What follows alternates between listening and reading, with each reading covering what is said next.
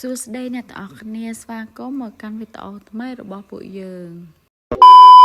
ថ្ងៃនេះខ្ញុំចង់ចែករំលែកបទពិសោធន៍ដ៏មានន័យមួយជាមួយអូនរីពេលឃើញកូនរត់លេងទាត់បាល់លេងនេះលេងនោះដែលស្នាមឲ្យខ្ញុំជាម្ដាយពិតជាសប្បាយចិត្តខ្លាំងមែនតើទើបតែកើតមួយថ្ងៃនោះសោះឥឡូវថ្ងៃនេះចេះរត់ចេះលេងចេះស្វែងយល់ពិភពលោកជុំវិញខ្លួនពេលឃើញកូនមានកម្លាំងរត់លេងសប្បាយចិត្តអញ្ចឹងខ្ញុំពិតជារំភើបនិងមានមោទនភាពខ្លាំងមែនការមើលថែកូនណាមិនងាយស្រួលទេ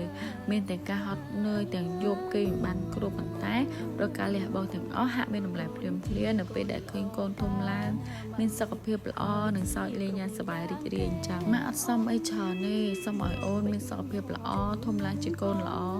មានចិត្តល្អរស់នៅដោយសុភមង្គលហើយម៉ាក់នៅក្បែរអូនគ្រប់ត្រនស្រឡាញ់អូនជារៀងរហូតមិនថាអូនធំប៉ុណ្ណាទេអូនគឺជាកៅភ្នែកនិងជាបេះដូងរបស់ម៉ាក់ពេលឃើញអូនមានសុខភាពល្អអត់សូវឈឺអត់សូវអីចឹងនិយាយទៅគឺសប្បាយចិត្តខ្លាំងមែនតើនិយាយមែនរងថ្ងៃការបារម្ភដែលខ្លាំងជាងគេបំផុតគឺខ្លាចតែកូនឈឺទេឲ្យតែពេលកូនឈឺម្ដងសឹងថាបើឈឺខ្លួនឯងបានគឺសុំឲ្យឈឺជំនួសគាត់ថាម៉ាក់អត់ចង់ឃើញតែទៅពេលនៅពេលដែលកូនឈឺទេពេលដែលឈឺគឺថាអាណិតខ្លាំងមែនតើហ្មងអញ្ចឹងមិនថាម៉ាក់និយាយតាបនឲ្យតែរងថ្ងៃឲ្យតែកូនមានសុខភាពល្អមិនថាណាកូនអូននឹងធំប៉ុណ្ណាឬក៏ដើរដល់ទីណា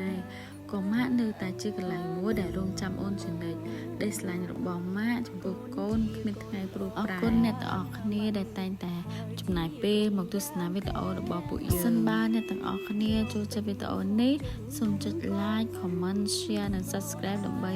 គាំទ្រ channel របស់ពួកយើងផងជួបគ្នាក្នុងវីដេអូបន្ទាប់សូមអរគុណចង់ឃើញកូនឆ្លាតពូកែចិត្តស្រ